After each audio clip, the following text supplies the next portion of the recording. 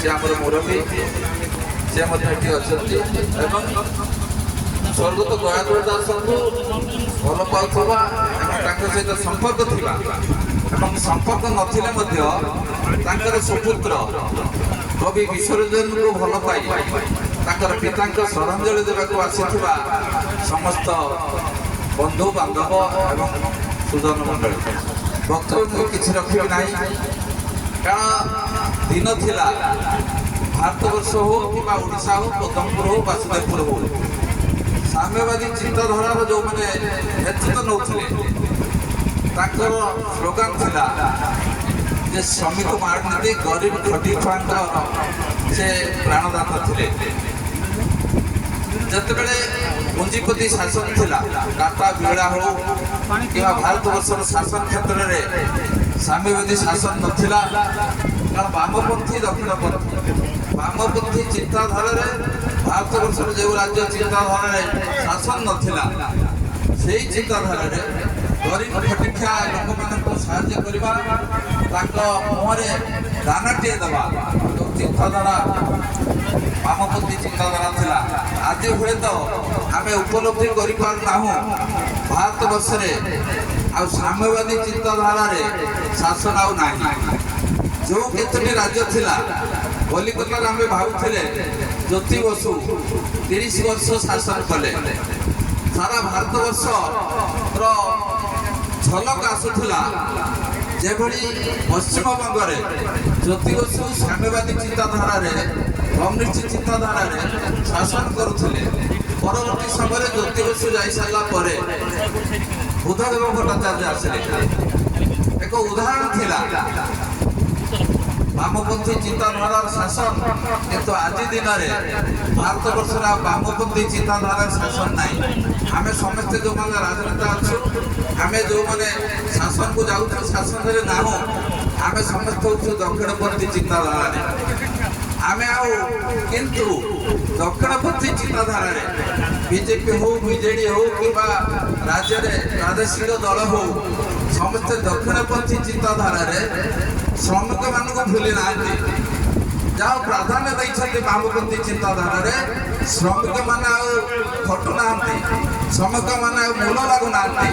ଆଜିକାଲିର ସରକାର ସମସ୍ତେ ସବୁ ମାଗଣାର ବ୍ୟବସ୍ଥା କରିସାରିଲେଣି। ଶ୍ରମିକମାନଙ୍କ ଘରେ ମାଗଣାର ଚାଉଳ ପହଞ୍ଚି ଆଜି ଦିନରେ ଯେଉଁ ଆମ ଗାଁ ଗହଳିରେ ଯେତେକ ଲୋକ ଅଛନ୍ତି ଯାହାର କିଛି ସମ୍ପତ୍ତି ଅଛି ଚାଷ ଜମି ଅଛି ସେଠି ଶ୍ରମିକଙ୍କର ଆଉ ଆବଶ୍ୟକ ପଡୁନାହିଁ। ଶ୍ରମିକମାନଙ୍କ ଆଉ ଆବଶ୍ୟକ ପଡୁନାହିଁ କି ଶ୍ରମିକମାନେ ଆଉ କାମ କରିବା ପାଇଁ ଯାଉନାହାନ୍ତି। ଆଜି ଦିନରେ ଦକ୍ଷିଣପନ୍ଥୀ ସରକାର ହୁଏତ ବାମପନ୍ଥୀ ସରକାର ୱେଷ୍ଟବେଙ୍ଗଲରେ ଆଉ ନାହିଁ। ଆଜି ବାମପନ୍ଥୀ ସରକାର କେରଳରେ ନାହିଁ ତ୍ରିପୁରାରେ ନାହିଁ କିନ୍ତୁ ଆଜି ଦକ୍ଷିଣପନ୍ଥୀ ରାଜନୀତିରେ ଶ୍ରମିକ ମାରଣ ନୀତି ନାହିଁ। ଆଜି ବୋଲୋଚନ ବାବୁ ଅଛନ୍ତି ଭାଉଜ ବନଲତା ଜେନା ଅଛନ୍ତି ଶ୍ରମିକମାନଙ୍କୁ କୌଣସି ଦକ୍ଷିଣପନ୍ଥୀ ରାଜନୀତିରେ ଆଜି ଦିନରେ ଯେଉଁ ସରକାର ଥାନ୍ତି ବିଜେଡି ସରକାର ହଉ କିମ୍ବା ବର୍ତ୍ତମାନର ବିଜେପି ସରକାର ହଉ ଶ୍ରମିକ ମାରଣ ନୀତି ଆଜି ଦିନରେ ନାହିଁ। ସବୁ କ୍ଷେତ୍ରରେ ଗରିବ ଖଟିଖିଆ ଲୋକମାନଙ୍କର ଚିନ୍ତାକୁ ନେଇ ସରକାର ମଧ୍ୟ ଶାସନ କରୁଛନ୍ତି। ଯାହା ହଉ ବେଶୀ ବକ୍ତବ୍ୟ ରଖିବି ନାହିଁ ଯେ ସ୍ୱର୍ଗତ ଗୟାଧର ଦାସ ଆମର ମୁରବୀ ଥିଲେ। ତାଙ୍କ ସହିତ ମୋର ବିଶେଷ ବ୍ୟକ୍ତିଗତ ସମ୍ପର୍କ ନଥିଲେ ମଧ୍ୟ ମୋର ବାପାଙ୍କ ସହିତ ତାଙ୍କ ସହିତ ସମ୍ପର୍କ ଥିଲା କାରଣ ପଦମପୁର ସୁଗ ଏର୍ତାଲ ଜନ୍ମ ନେଇଥିଲା ପଦମପୁର ସୁଗ ଗ୍ରାମ ପଞ୍ଚାୟତ। ପରବର୍ତ୍ତୀ ସମୟରେ ପଦମପୁର ଗ୍ରାମ ପଞ୍ଚାୟତର ଶିକ୍ଷା କ୍ଷେତ୍ରରେ ଆଜି ଯେଉଁଠି ପଦମପୁର କୃପାସିନ୍ଧୁ ଜୟକୃଷ୍ଣ ଉଚ୍ଚ ବିଦ୍ୟାଳୟ ହେଇଛି ସେତେବେଳେ କୃପାସିନ୍ଧୁ ବିଦ୍ୟାଳୟ ପ୍ରଥମେ ପ୍ରତିଷ୍ଠିତ ହେଇଥିଲା। ସେ ଜାଗାଟି ଆମ ବାପାଙ୍କର ଜେଜେବାପାଙ୍କ ନାଁରେ ଥିଲା ସ୍ୱର୍ଗତ କୃପାସିନ୍ଧୁ ମଣ୍ଡଳ। ସେତେବେଳେ ପଦମପୁର ସହିତ ଆମର ସମ୍ପର୍କ ବି ଘନିଷ୍ଠ।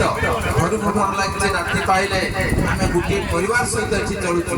ସେତେବେଳେ ପଦମପୁରର କିଛି ଶୁଭେଚ୍ଛୁ ଗୟାଧର ଦାସଙ୍କ ସମେତ ବାପାଙ୍କୁ ଅନୁରୋଧ କରିଥିଲେ ଯେ ଆପଣ ଏଇ ଜମି ଖଣ୍ଡିଏ ଦିଅନ୍ତୁ ଏଠି ପଦମପୁର ମଧ୍ୟ ଇଂରାଜୀ ବିଦ୍ୟାଳୟରେ ପ୍ରତିଷ୍ଠା କରିବେ। ଯାହା ହଉ ସ୍ୱର୍ଗତ ବାପା ମୋର ସଫାଇ ପୁରୁଷ ଭାସ୍କର ଚନ୍ଦ୍ର ମଣ୍ଡଳ ସେ ଜମିଟି ଦାନ କରିଥିଲେ ତା ସହିତ କିଛି ଅର୍ଥ ମଧ୍ୟ ଦାନ କରିଥିଲେ। ଠିକ ପରବର୍ତ୍ତୀ ସମୟରେ ମଧ୍ୟ ଇଂରାଜୀ ବିଦ୍ୟାଳୟ ସେଠି ପ୍ରତିଷ୍ଠା ହେଇସାରିଲା ପରେ ସ୍ୱର୍ଗତ ଉମାକାନ୍ତ ବିଶ୍ୱାଳ ଆଜି ନାହାନ୍ତି ତାଙ୍କର ପିତାଙ୍କ ନାମରେ ତାଙ୍କର ମଧ୍ୟ ଏଠି କିଛି ଜମି ଥିଲା ସିଏ ମଧ୍ୟ ଦାନ କଲେ। ପରବର୍ତ୍ତୀ ସମୟରେ ସେଠି ଉଚ୍ଚ ବିଦ୍ୟାଳୟ ପ୍ରତିଷ୍ଠା ହେଲା। ଆଜି ମଧ୍ୟ ପଦମପୁର ଉଚ୍ଚଶିକ୍ଷା କ୍ଷେତ୍ରରେ କୃପା ସିନ୍ଧୁ ଜୟକୃଷ୍ଣ ହାଇସ୍କୁଲ ସେଠି ପ୍ରତିଷ୍ଠା ହେଇଛି। ପଦମପୁର ଯେଉଁ ପିଲାମାନେ ଏ ଅଞ୍ଚଳର ଯେଉଁ ପିଲାମାନେ ଏଠି ଶିକ୍ଷା ଲାଭ କରି ବହୁତ ଆଗକୁ ଗଲେଣି। ଯାଉ ଏତିକି ଯେ ଏକ ଭଲ ଦିନ। ଆଜି ଦିନରେ ସ୍ୱର୍ଗତ ଗଙ୍ଗାଧର ଦାସଙ୍କୁ ଆମେ ଜାଣିନଥିଲେ ମଧ୍ୟ ତାଙ୍କର ପୁତ୍ର ଆଜି ପରିଚିତ କରିଛନ୍ତି ସ୍ୱର୍ଗତ ଗଙ୍ଗାଧର ଦାସ କିଏ, ଯେ ଭଲ ମଣିଷଟିଏ ଥିଲେ, ସାମ୍ୟବାଦୀ ଚିନ୍ତାଧାରା ଥିଲେ। ସ୍ୱର୍ଗତ ଗଙ୍ଗାଧର ଦାସଙ୍କ ଅପରାଧର ସଦ୍ଗତି କାମନା କରୁଛି ଏବଂ ତତ୍ସହିତ ତାଙ୍କର ସୁପୁତ୍ର ବିଶ୍ୱରଞ୍ଜନ ମୋ ସାନ ଭାଇଟିଏ, ସେ ନିଜକୁ ପ୍ରତିଷ୍ଠିତ କରିଛନ୍ତି ଏକ କବି ଗାଳ୍ପିକ ଭାବରେ, ଯାହା ଆଜି ତାଙ୍କ ପିତାଙ୍କ ସ୍ୱର୍ଗତ ପିତାଙ୍କର ଆଜି ପରିଚୟ ସୃଷ୍ଟି କରିଛନ୍ତି। ତାଙ୍କୁ ମଧ୍ୟ ଧନ୍ୟବାଦ ଦେଉଛି। ତାଙ୍କର ଯେଉଁ ପରିବାର ଯେଉଁମାନେ ଅଛନ୍ତି ତାଙ୍କର ମଙ୍ଗଳ କାମନା କରୁଛି। ଏଭଳି ଯେଉଁଭଳି ପଦମପୁର ଶୁଭ ଏଣ୍ଟାଲ ଆମର ଭାଇଚାରା, ଆମର ଗୋଟିଏ ପରିବାର, ଆମେ ସବୁଦିନ এইভাবে গোটিয়ে পরিবারে জীবনযাপন করা। এটি কই মোর বক্তব্য শেষ করছি। ধন্যবাদ।